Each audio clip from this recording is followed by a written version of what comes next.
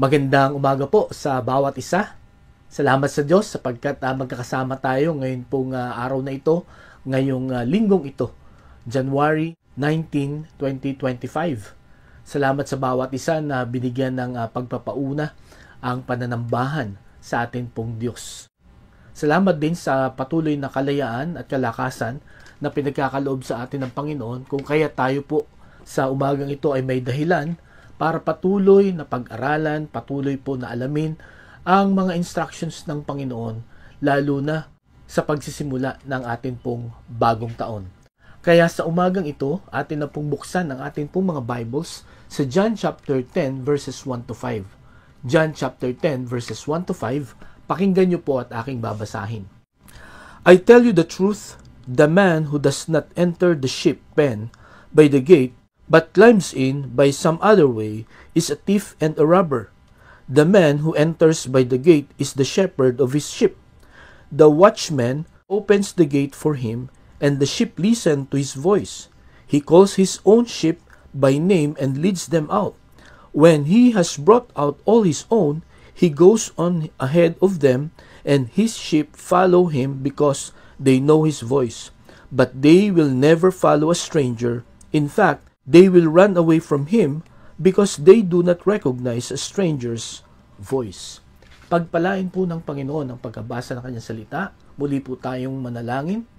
Panginoon, sa umagang ito, ako po ay nagpupurit, nagpapasalamat sa inyo pong pagdadala sa inyo pong mga anak. Salamat po sa pagkakataong ito na amin pong mapag-aralan ang inyo pong salita. Dalahin ko po, Panginoon, ibukas mo ang puso, ang aming isipan, ang aming pangunawa, upang lahat ng salita mo na aming maririnig ay ito'y marinig namin na buhat sa Panginoon, at ito, Panginoon, ay aming susundin.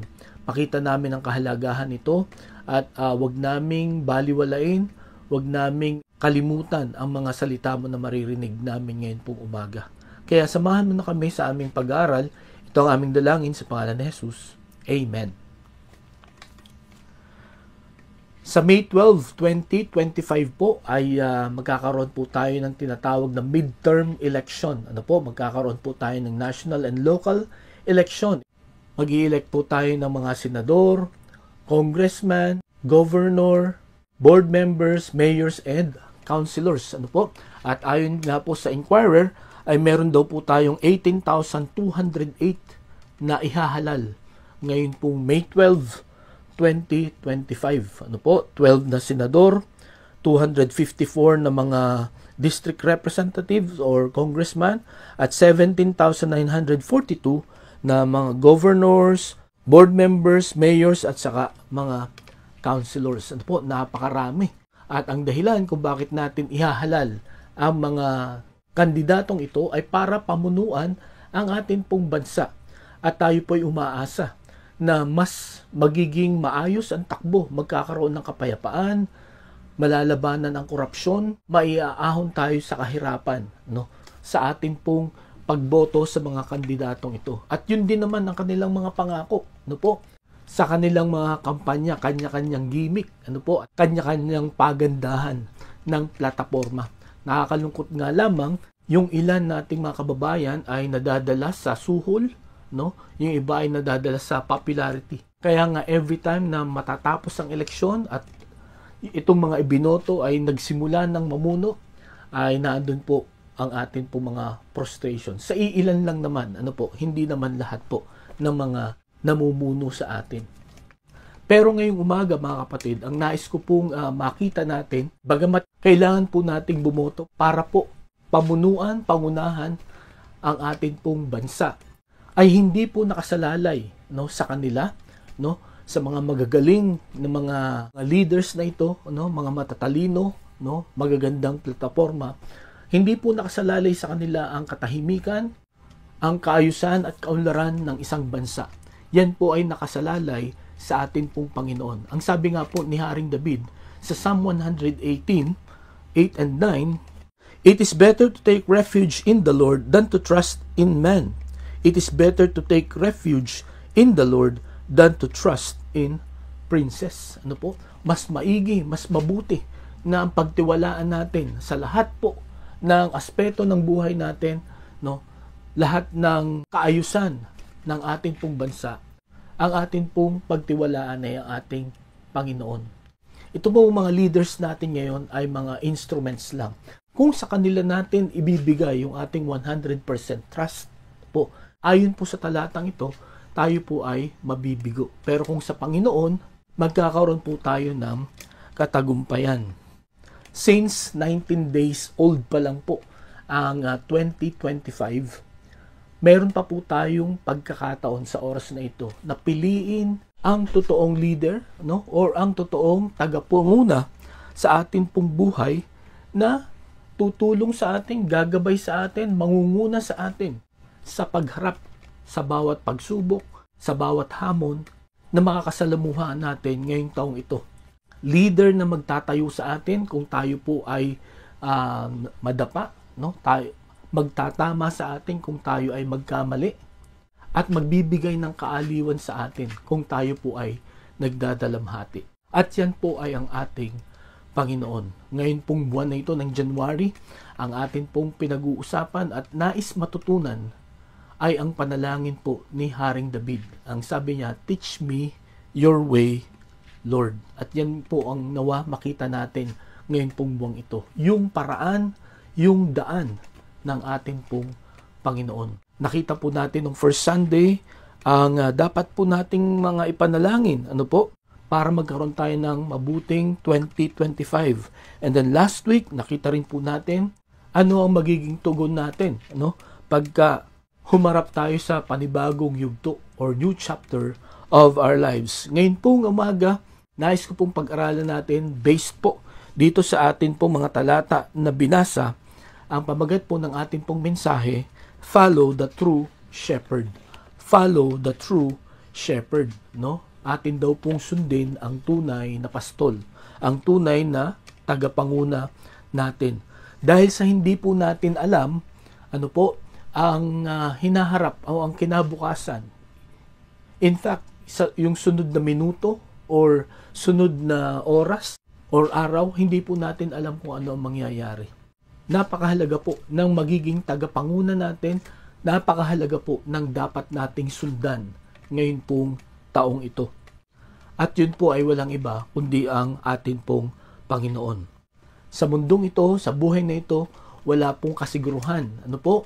Hindi po natin kayang ito ng atin pong security, sa atin pong mga properties, sa atin pong power, sa atin pong position, ano po? Sa atin pong health, sa atin pong status at maging sa atin pong buhay. Sapagkat alam po natin ang lahat ng mga bagay na ito ay temporary lang. Anytime, ano po, sa isang iglap lang ay pwede pong mawala ang mga bagay na ito.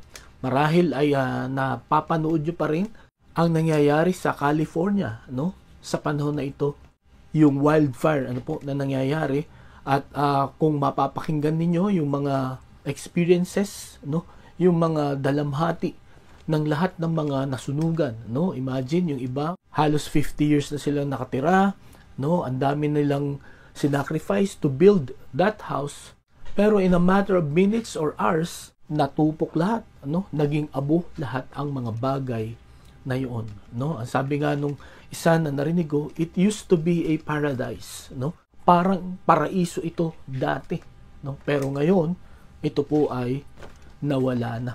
Ganyan po katemporary ang mga bagay na naandito po sa lupa. Kaya mga kapatid, sa umagang ito, dapat ang pagtuunan natin, ang ating pong pagtitiwala, ang dapat po nating sundin ay ang Panginoon. Ang ating pong pag-aaralan ngayon pong umaga, ito pong John chapter 10. Binasa ko lang po yung verses 1 to 5. Pero ang ating pong titingnan dito ay from verses 1 hanggang verse 30. Ano po? Sapagkat dito po, dinidiscuss ng Panginoong Jesucristo kung sino ang tunay na pastol, kung sino ang tunay na dapat sundin. At yun nga po, in-identify niya yung kanyang sarili na siya ang mabuting pastol at siya ang dapat sundin. Ano po? Yung katuruan niya ang dapat paniwalaan. Yung turo ng iba na hindi naaayon sa kanyang turo, yun ang hindi dapat sundin. Yun ang dapat kalimutan. Kaya sa umagang ito mga kapatid, ang akin pong panalangin sa bawat isa, nawa ang banal na spirito po ay bigyan tayo ng pangunawa at udyukan po tayo to follow the true shepherd 100%. Dito po sa ating pag-aaralan, makakita po tayo ng tatlong dahilan bakit ang Panginoong Hesukristo ang totoong pastol at bakit siya ang dapat sundin. Ang una po na makikita natin, because of His divine identity, no? Because of the divine identity of the true shepherd, no? Ang Panginoong Hesukristo. Pinakilala niya, no? Pinakita niya kung sino siya, ano, at bakit dapat siya ang sundin. At sa umagang ito, mga kapatid, alam ko na napag-aralan na natin ito, pero nawa ito'y magpaalala sa atin at magpatibay ng atin pong paniniwala sa ating Panginoon na siya lamang ang dapat nating sundin, siya lamang ang dapat nating maging leader. Siya ang totoong pastol ng bawat isa sa atin. Kung babasahin po natin ang verse 2, sabi diyan, the man who enters by the gate is the shepherd of his sheep. Okay? So, makikita po natin dito, ano sinabi ng Panginoong Hesukristo, na yung tao na dumadaan sa tamang daan, no, papunta dun sa kulungan ng mga tupa, yun ang totoong pastol. At sabi niya dito sa verse 1, I tell you the truth, the man who does not enter the sheep pen by the gate, but climbs in by some other way, is a thief and a robber. Okay? Yung mga hindi daw dumadaan sa pinto, ay yun daw ay mga magnanakaw. Ano po? Diba sa panahon po natin ngayon, yung mga magnanakaw, hindi sa main door dumadaan. Minsan sa bintana, no? Minsan sa kesame, no? Hindi doon sa main door. Kasi pagka sa main door, mahuhuli mo agad siya kasi hindi naman siya taga ron. Or hindi niya yun mabubuksan kasi may lock yun. Di po ba? At pansinin niyo itong sinabi dito na thief and a robber. Kaya niya pinaghiwalay itong dalawang salitang ito. No? Kasi yung thief, ang kahulugan po nito sa Greek ay ito yung mga small time na mga magnanakaw. Ito yung mga nangungupit lang. Ito yung mga silent operator, yung hindi mo malalaman na nakuhanan ka na pala ng pera. Yun po ang ibig sabihin ng thief dito. Ang robber naman, ito yung gumagamit ng dahas, no, para makuhanan ka ng pera. Ito yung mga holdupper, kidnapper, no. Ito ay hindi dumadaan sa main door. At kung babasahin niyo po ang chapter 9, ano po, ang pinapatukuyan niya dito po sa mga thieves and robbers dito ay ang mga Pharisees, ano po? Sapagkat ang mga ito po, no, ay nagmumukhang leader, no, or religious leader, pero ang ginagawa po nila ay mag-take advantage sa kahinaan, ano po, ng mga Hudyo. Na itong mga Hudyo na ito, no, sa kanilang pakikinig sa mga Pharisees na ito, sa halip na sila ay ma-relieve, no, sa halip na sila ay magkaroon ng kaaliwan, kalakasan, kasiglahan, parang lalo silang naghihirap. At yan nga po ang sabi ng Panginoong Hesukristo.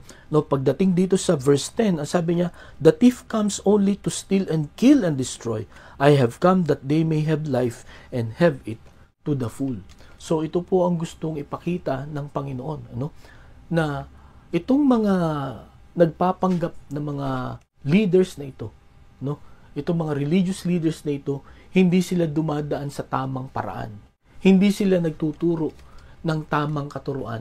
Kaya ang naging effect nito, parang ninanakawan, no? Pinapahirapan ang mga tao. Sa atin pong pinag-aralan noon, ano po, meron pong 600 plus na mga utos na itinuturo itong mga Pharisees na ito na dapat sundin, no? Na dapat wag mong kakalimutan 'yon, kailangan masterin mo 'yon. Pagka hindi, no, hindi ka makakalapit sa Diyos. So grabe, ano? 614 ay yung 10 commandments nga, hirap na tayo eh. Eh lalo pa yung more than 600 na mga commandments na 'yon, di po ba? Pero ang sabi ng Panginoon, no, pinakilala niya kung sino siya. He is the true, He is the real shepherd. Kasi una, siya ay dumadaan sa tamang daanan, no? Para i-meet ang needs ng mga sheep. And by the way, yung sheep dito, ito ay ang mga Israelites, ang mga Hudyo, no? But practically speaking, ito po ay tayong lahat na sumusunod sa atin pong Panginoon. Kung titingnan po natin ang verse 28 at saka verse 30, dito po maliwanag ipinapakita kung sino ang Panginoong Hesukristo. Ang sabi po sa verse 28, I give them eternal life and they shall never perish. No one can snatch them out of my hand. Okay? So, ang Panginoong Hesukristo, He has a divine identity. Kumbaga, hindi siya buhat sa lupa. No? Hindi siya katulad ng mga Pharisees, hindi siya katulad ng ibang mga religious leaders, no, na nakilala nila. Hindi siya katulad ng mga prophets. Ang kanyang pinanggalingan ay sa langit. At dito pa, ano, pagdating dito sa verse 30, ang sabi niya, I and the Father are one. Okay? Ako at ang Ama ay iisa. So dito mas pinaliwanag niya, no, kung sino siya, no. Sinabi niya na ang Diyos ay kanyang Ama at siya ay anak. Okay? Hindi po ibig sabihin ng talatang ito ay ang Ama ay ang anak at ang anak ay ang Ama, no? Kumbaga ay iisa lang silang person, hindi po magkaiba. Nung sinabi po dito na I and the Father are one, ang gusto niya pong iparinig, ipaalam sa mga nakikinig ay they are one in purpose, one in essence, and one in nature, no? Pareho silang Diyos, no? Pareho sila ng layunin. Okay? Para iligtas ang mga tupa, lalo na sa mga magnanakaw, lalo na sa mga maling mga nagtuturo. Kaya nga dito sa verse 31, ang sabi dito, again, the Jews picked up stones to stone him. And then verse 32, sabi diyan, but Jesus said to them, I have shown you my great miracles from the Father. For which of these do you stone me? Verse 33, we are not stoning you for any of this, replied the Jews, but for blasphemy, because you, a mere man, claim to be God. Okay? So, dito umalma yung mga Hudyo, nagalit sa kanya, sapagkat ipinapantay niya ang kanyang sarili sa Diyos. Siya ay isang tao lamang sa mata ng mga Hudyong ito. Pero again, pinakita niya dito clearly kung sino siya. No? He is God. He has a divine identity. Mga kapatid, ngayon pong umaga, no? Ito pong tunay na pastol natin, no? Siya po ay Diyos, no? Alam niya ang ating nakaraan, ang ating pangasalukuyan at ang ating hinaharap. Ano po? Tama at dapat na siya po ang ating sundin, yung kanyang mga salita. Sapagkat nung in-identify niya yung kanyang sarili as God, ang ibig pong sabihin noon, una, He is a capable commander, no? He is a capable commander. Ang sabi po sa verses 3 and 4, the watchman opens the gate for him, and the sheep listen to his voice. He calls his own sheep by name and leads them out. When he brought out all his own, he goes on ahead of them, and his sheep follow him because they know the voice. He is a capable commander. Or siya po ay tagapanguna na meron siyang kakayahan. Ang kultura po, no po, ng mga shepherds and sheep noon, no, ito po ay madalas nating napapag-aralan, na meron pong distinct voice ang shepherd, na pag narinig po yun ng mga sheep, no, yun lamang ang kanila pong susundin. Pagka meron po silang iba na boses na narinig, hindi sila susunod, hindi po sila pupunta. No? Tingnan po natin itong video na ito.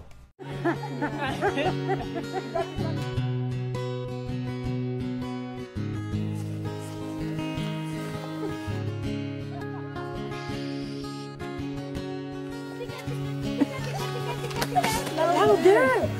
Tika, tika, tika, tika! Tika, tika, tika, tika! Tika, tika!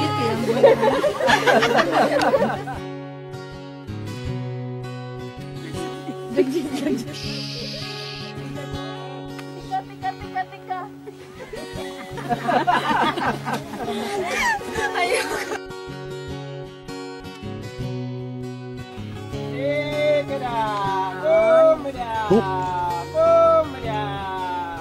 Look at them, look at them.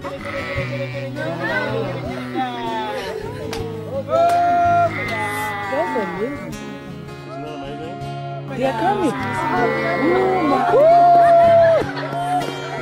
They are coming. He's so high five.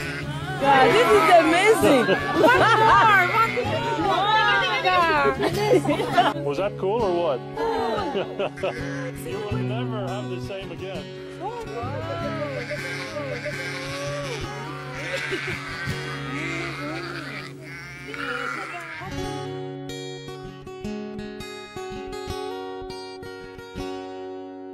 Okay? So nakita nyo po dito sa video na talagang pagkaiba ang boses, no, hindi pinapakinggan, hindi sinusunod. Pero pag narinig nila yung kakaibang boses, kakaibang tawag ng kanilang shepherd, talagang sila ay naglalapitan, sila ay tumutugon. At hindi ka pwede maging shepherd kung mahina ang iyong katawan, kung hindi ka matapang, no, kung hindi malakas ang iyong loob, sapagkat bawat araw sa pag-aalaga mo, no, sa mga tupang ito, sa napakaraming tupang ito, ay may panganib, no? May panganib sa pangit na daan, no? At may panganib na galing sa mga mababangis na hayop katulad ng lobo, ng oso, at marami pang iba. Kaya kung mahina kang pastol, talagang hindi ka tatagal. Or kung wala kang malasakit, no, na pastol, iiwanan mo ang mga tupang ito. Katulad ng sabi niya dito sa verses 11 and 12, I am the good shepherd lays down his life for the sheep. The hired hand is not the shepherd who owns the sheep. So when he sees the wolf coming, he abandons the sheep and runs away. Then the wolf attacks the flock and scatters it. Verse 13, the man runs away because he is a hired hand and cares nothing for the sheep. Okay? So makita po natin dito, no, yung talagang hindi totoo na pastol, no? Yung mga binayaran lang, no, para mag-alaga, wala yang malasakit, no? Pagka may dumating na danger, iiwanan, tumatakas sila. Pero mga kapatid, ngayon pong umaga, ang atin pong pastol, ang Panginoong Hesukristo, He is willing. In fact, He gave up His life for the sheep, no? For us.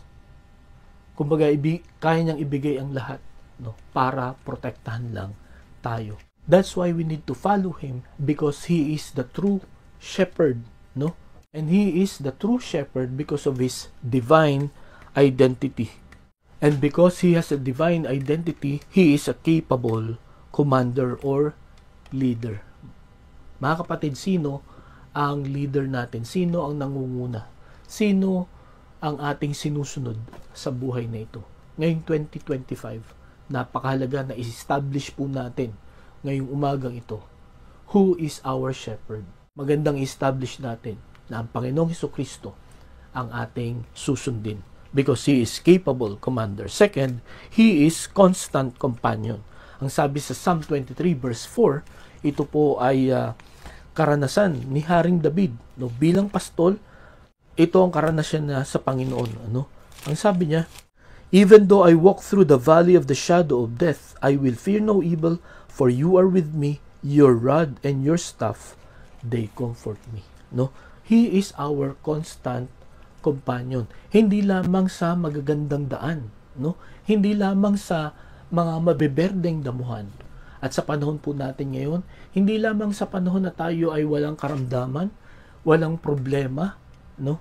Walang kaguluhan na nararanasan. Hindi lang po natin masasabi na kasama natin ang Panginoon doon. Ang sabi po ni King David sa verse 4, even though I walk through the valley of the shadow of death.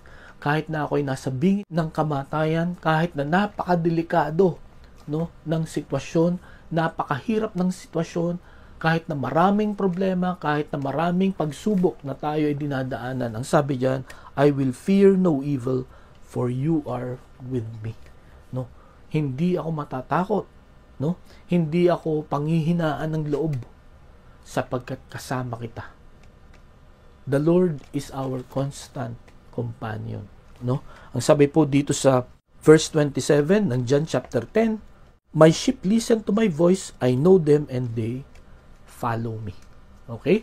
So sumusunod lang ang mga sheep sa pastol at kahit saan sila pumunta, no, magkasama sila sa bangin man, no, sa bundok man, sa kapatagan man, no, kasama nila ang kanilang pastol. Ngayong 2025, hindi ko alam kung ano yung mga bangin, no, kung ano yung mga kapatagan, ano yung mga bundok na dadaanan po natin. Pero, isa lang po ang sinisigurado ko sa inyo, ayon po dito po sa ating pinag-aaralan, our true shepherd will be our constant companion. May mga times siguro na ang feeling natin mag-isa na tayo, or may mga mangyayari na yung mga inaasahan nating kasama, no, katulong or katuwang ay wala. Hindi natin maaasahan, hindi natin matatawagan, hindi sila available, no? Marahil sila ay marami ginagawa, busy. Okay? Pero ang Panginoon, sa kahit anumang sitwasyon, kahit anumang panahon, He is there. Okay?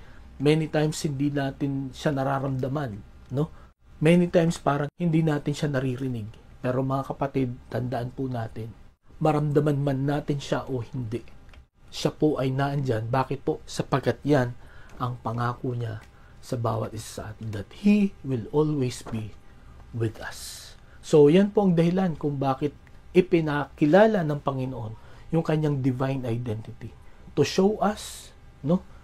To tell us that He is a capable commander and He is a constant companion. Kaya dapat sundin natin ang pastol na ito, ang Panginoong Hesukristo, because He is the true shepherd. At ang pangatlo na makikita po natin, hindi lamang capable commander, constant companion, but compassionate comforter.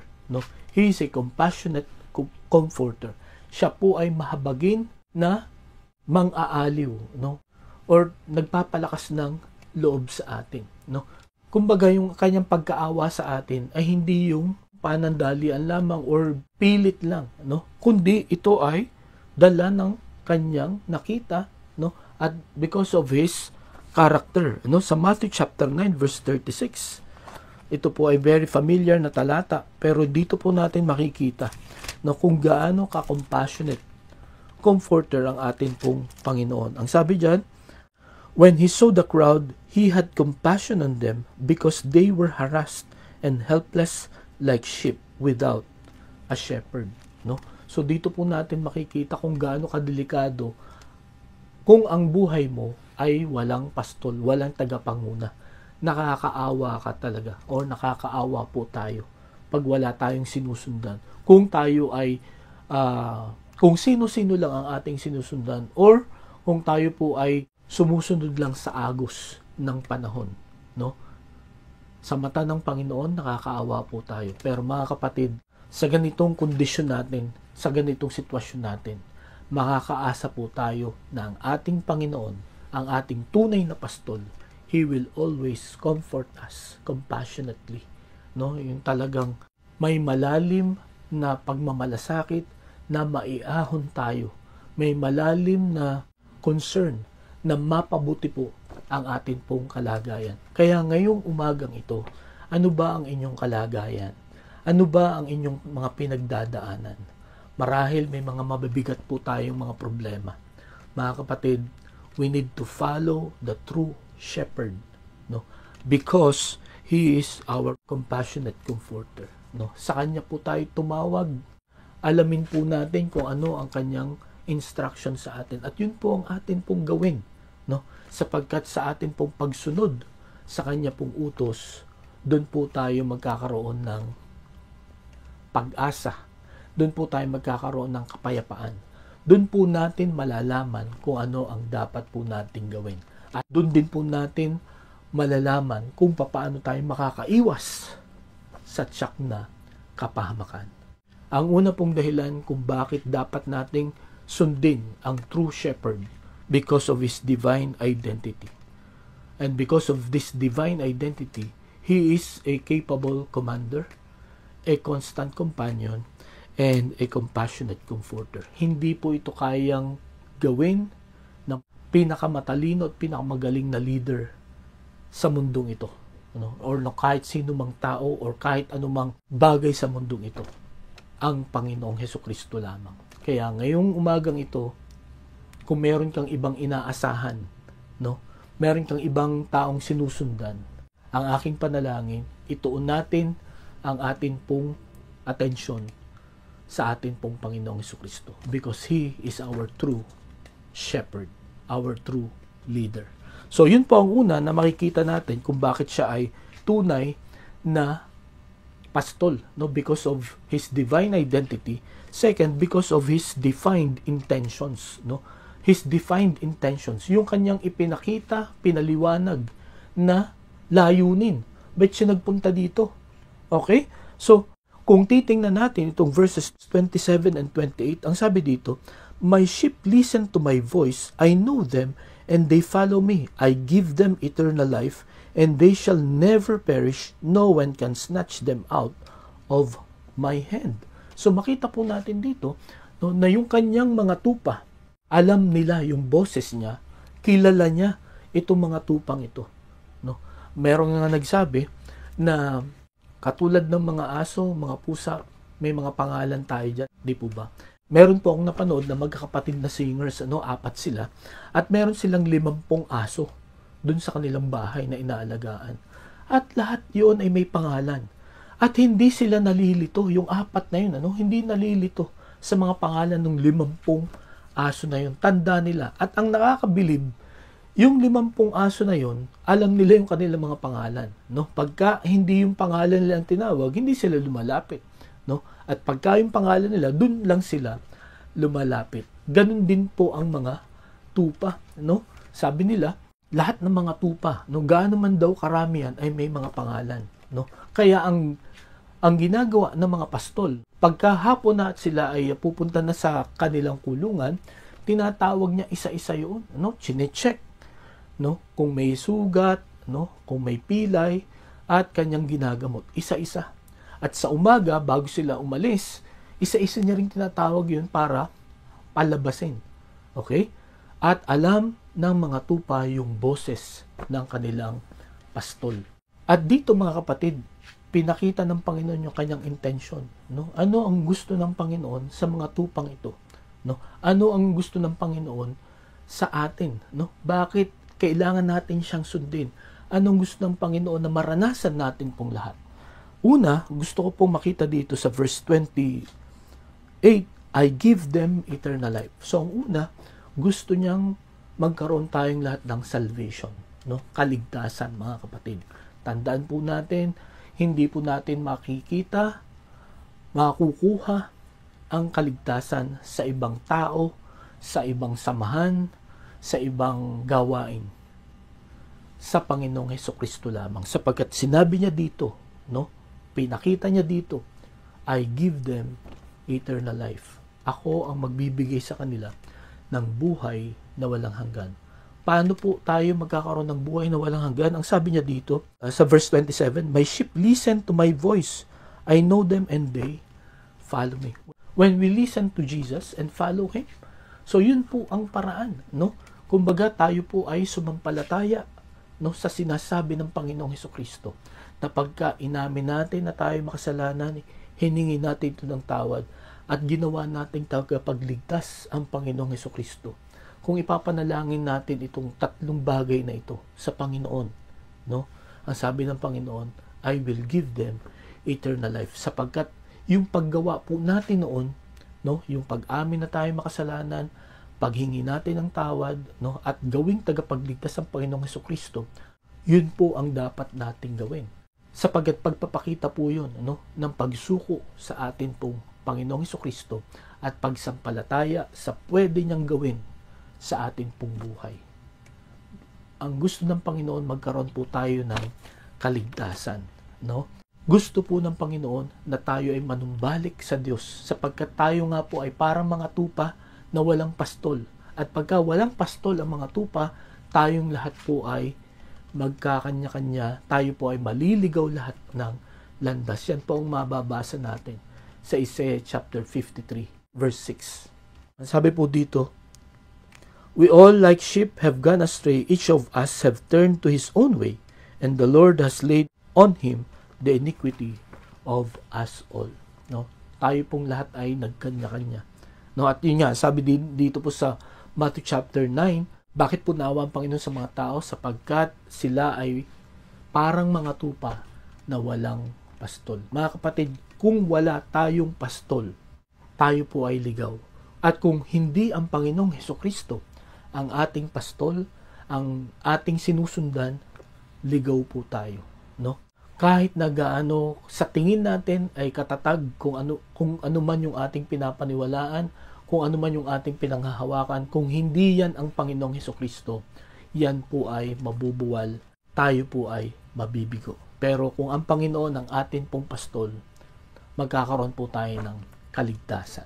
Okay po? So yun po ang una na makikita natin na layunin, no, na ipinakita ng Panginoon sa kanila, sa mga Hudyo, at maging sa atin ngayon, no?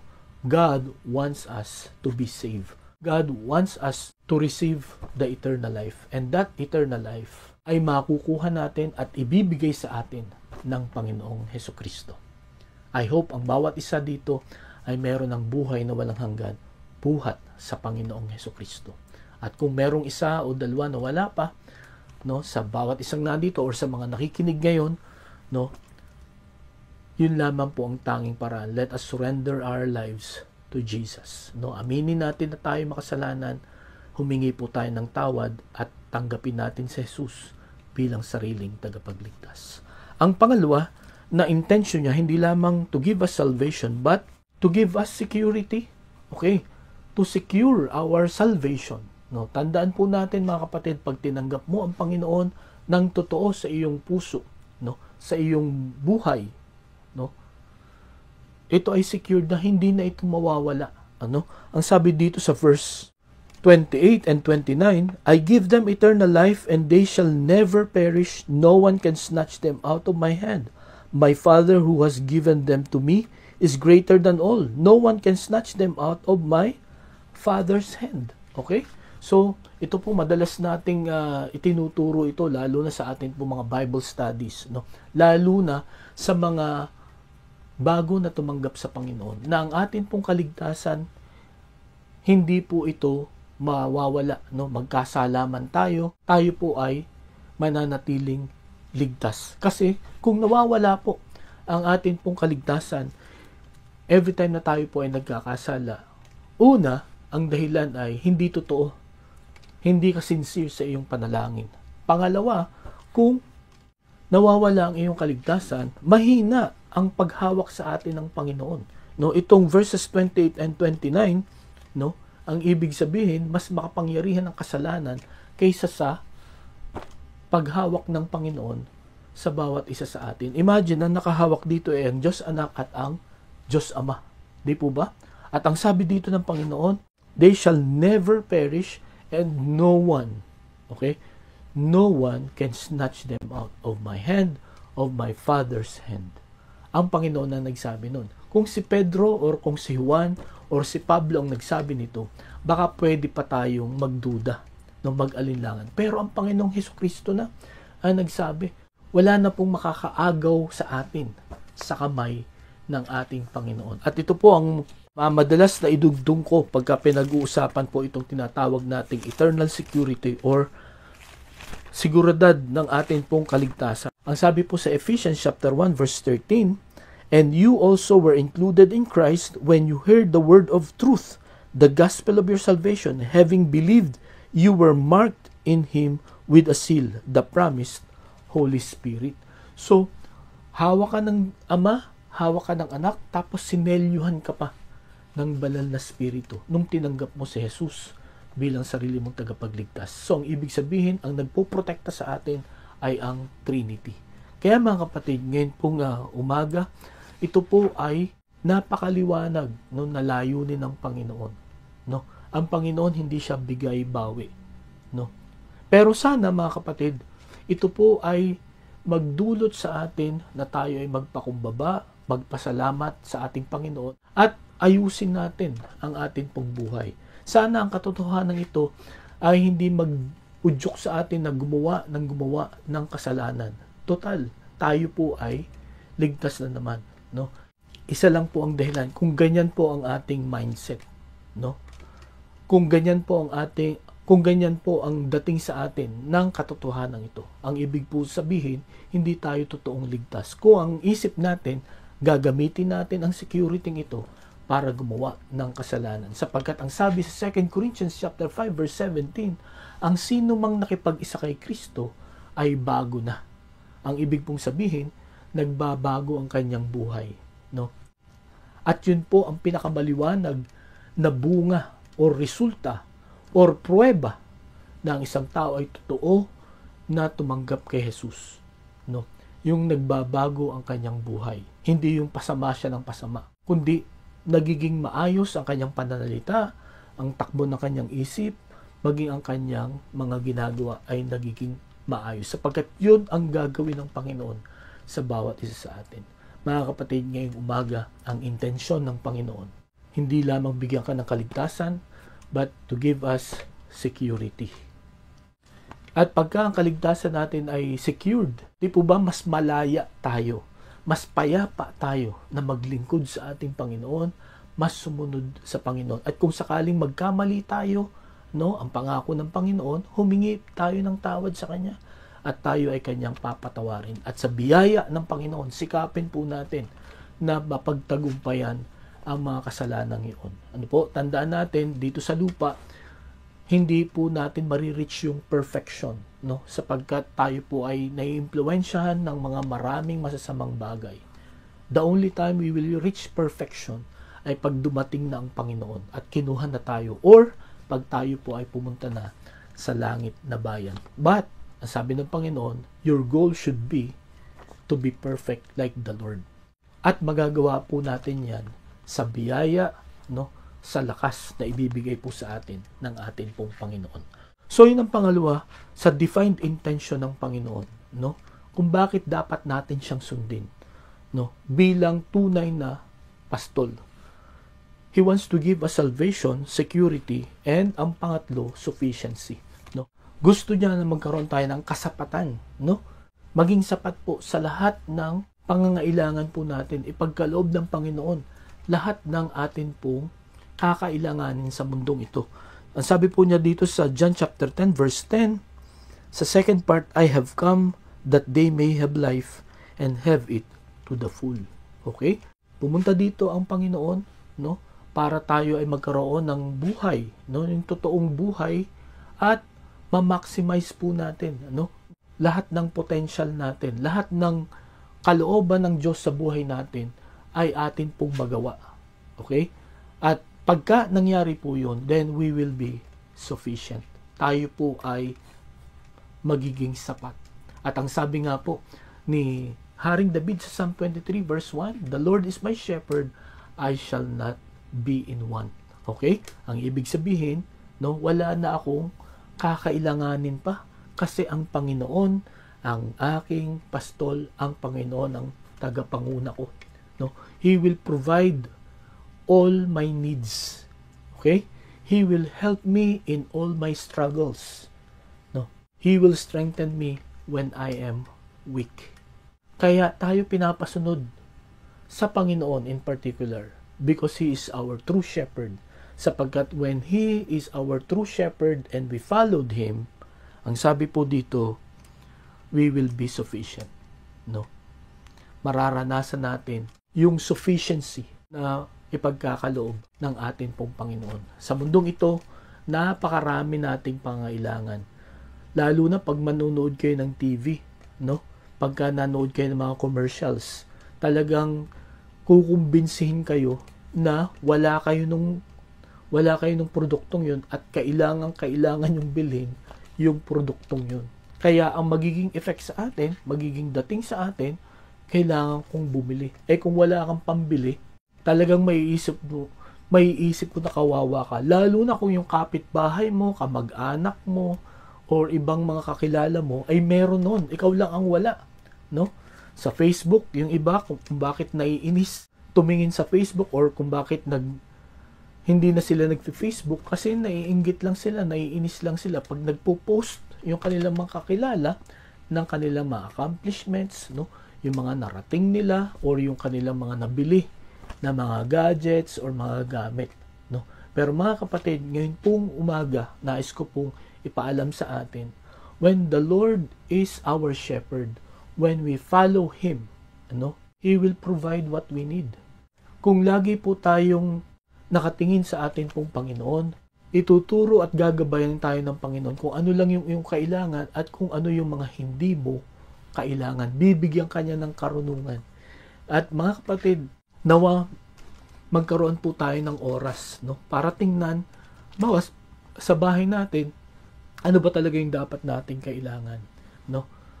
Ano ay yung mga hindi natin dapat kailangan at ano yung mga meron tayo na kung titingnan natin ay sapat naman, no? At anong motive natin, bakit kailangan nating bumili, no? Kailangan ba nating bumili ng bagong damit, bagong sapatos, bagong gamit, no? Magandang pag-isipan muna natin, no po. Mahirap pagka impulsive buyer po tayo, talagang mababaon po tayo sa utang, no? Kaya kailangan, mga kapatid, sundin natin ang instruction ng Panginoon sapagkat God promised to be sufficient, no, para po sa atin. At yan po ay naranasan ni Haring David, no? At yan din po ay mararanasan natin ngayon pong umagang ito, ngayong 2025. Sundin natin ang Panginoong Hesukristo na ating tunay na pastol. The Lord will provide our needs. Okay po? So yun po ang tatlo na makikita natin na intention ng Panginoong Hesukristo kung bakit gusto niya na sundin natin siya. So yun po ang makikita natin, no, na dahilan kung bakit dapat sundin ang Panginoong Hesukristo bilang true shepherd, no, because of his divine identity, his divine intention, at ang panghuli, because of his doable instructions, no, doable instructions, yung kanyang mga turo na kayang-kaya po nating sundin, no. Sa verses 3 to 5, ang sabi dito, the watchman opens the gate for him, and the sheep listen to his voice. He calls his own sheep by name and leads them out. When he has brought out all his own, he goes on ahead of them, and his sheep follow him because they know his voice. Okay, so ang una po na makikita natin na instruction lang ng Panginoon, meron lang siyang dalawang instructions sa kanila at sa atin po. Ngayong 2025, nawawag natin po itong kalimutan. Itong doable instructions ng true shepherd. Ang una, listen with comprehension, no? Ang sabi dito ulit, they listen to my voice, no? Nakikinig sila sa boses ko, no? Nawa, wala na tayong ibang pakinggan. Maraming boses tayong maririnig, maraming mga suggestions, maraming mga magagaling tayong makakausap, no? Maraming mga logical na mga tao, convincing yung kanilang mga sinasabi o mga suggestions. Pero mga kapatid, kung yung mga yan ay taliwas sa sinasabi ng Panginoon, nawa ang aking pong panalangin ngayon pong umagang ito, ang sundin po natin, ang pakinggan po natin ay ang sinasabi ng Panginoon. And let us listen with comprehension. Ang ibig sabihin, huwag lang nating papasukin dito tapos palabasin sa kabila, no? Kundi papasukin natin sa ating mga tenga at papasukin natin sa ating pong mga puso. Unawain po natin, no? Tingnan natin ang mga benefits, no? Tingnan natin kung paano ito gagawin, no po? Sapagkat napakahirap kung tayo basta lang makikinig at hindi natin nauunawaan. Katulad na lang nung isang araw, pinabili ako ng gamot ng aking asawa, no po? Binigay niya ako ng reseta. Meron pong 4 na items doon na nakalagay doon sa reseta. Akala ko yung lahat ng yun ay bibilhin, no? Kasi hindi ko nabasa at hindi ko naintindihan na yung text pala na yun, yung instruction pala niya ay yung number 1 lang ang bibilhin. Pero dahil sa hindi ko nga naintindihan, binili ko lahat at napakamahal po ng gamot ngayon. At yun nga, pagka hindi natin naintindihan yung isang bagay, no, pagka mali ang ating pagkakaintindi, sigurado mali din ang ating gagawin. At pag nagkamali tayo ng ating gagawin, wala ding silbi yung ating pagsunod. Di po ba? Kaya sa umagang ito, intindihin po natin ano ba sinasabi ng ating Panginoon sa atin. Ngayong 2025, ano ba ang gustong ipagawa sa atin ng Panginoon? Unawain po natin, alamin natin papaano at bakit yan ang pinapagawa sa atin. Okay? Ang pangalawa, hindi lamang listen with comprehension but obey with determination. Obey with determination. Ang sabi sa verses 4 and 5, when he has brought out all his own, he goes on ahead of them, and his sheep follow him because they know his voice. But they will never follow a stranger. In fact, they will run away from him because they do not recognize a stranger's voice. Okay. So, makita natin dito, no? When you obey with determination, ang ibig sabihin, focus ka lang sa boses ng iyong pastol. Pag kami narinig kang iba, no? Huwag mo yung sundin. Or, kung ma-realize mo na iba pala yung iyong sinusunod, no? Katulad nito, you run away, no? Run away from that teaching, that voice. Kung palitan mo at lumipat ka sa boses ng Panginoon. Ngayong umaga, hindi ko po alam kung sino or alam ninyo ang inyo pong sinusunod, no? Pero ang paalaala po ng ating mensahe ngayon pong umaga, let us obey with determination, no? Kahit anong mangyari, kahit mahirap, ano, kahit mukhang imposible yung utos sa atin ng Panginoon. Tandaan po natin, walang iniutos ang Panginoon na ikakapahamak, ikakasira ng buhay po natin. Lahat po ng kanyang utos sa atin, ito ay makakatulong, ito po ay makakapagpalakas, makakapagpakatatag at makakapaghanda sa atin sa muling pagbabalik ng ating pong Panginoon. Mga kapatid, nawa ngayon pong taong ito, ngayon pong 2025, maging maunlad at maging mabunga po ang atin pong buhay. Yan po ang gustong mangyari ng Panginoon sa bawat isa sa atin. At ang Panginoon ay nagbigay ng tagapanguna, no? At gabay para maranasan natin ang kaloobang ito ng ating pong Panginoon, no? Let us follow the true shepherd because of his divine identity, his defined intention, and because of his doable instructions. Ano po? Ang sabi po sa devotion natin kahapon, no?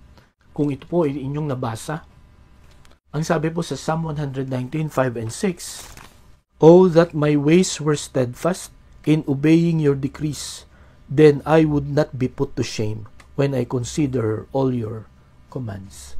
Mga kapatid, kung atin pong susundin, no po, ang mga instructions ng Panginoon sa atin, ngayong 2025, ang sabi po dito ni Haring David, we will not be put to shame. Hindi tayo mapapahiya, no? Hindi tayo magsisisi at hindi po tayo manghihinayang. Kaya, mga kapatid, ngayon pong umagang ito, nawa magkaroon po tayo ng malalim na desisyon and commitment, no? To obey, to follow the true shepherd. Yan po ay ang Panginoong Hesukristo. Tayo po ay manalangin. Panginoon, salamat po sa inyong salita. Salamat po sapagkat ito po ay nagpapaalaala, nagtatama, nagsasaway sa amin, Panginoon. Lord, dalayan ko po na ituon namin ang amin pong mga mata sa Panginoong Hesukristo. Sapagkat siya ang Diyos na nakakaalam ng aming nakaraan at ng aming patutunguhan. Siya rin po ang Diyos na may maayos na layunin para sa amin. At meron din po siyang mga panuntunan na kaya po namin gawin sa pamamagitan ng lakas at biyaya na ipagkakaloob niya sa amin. Panginoon, iangat mo ang level ng amin pong buhay ngayon pong 2025 at ma-realize namin na mangyayari lamang ito kung kami ay susunod sa tunay na pastol. Panginoon, pagpalain mo po ang bawat isa at patuloy po na lubago at tumatag ang aming pananampalataya. Ito ang aming dalangin sa pangalan ni Jesus. Amen. Maraming salamat po sa inyong pakikinig. Pagpalain tayo ng Panginoon at magandang umaga po sa bawat isa.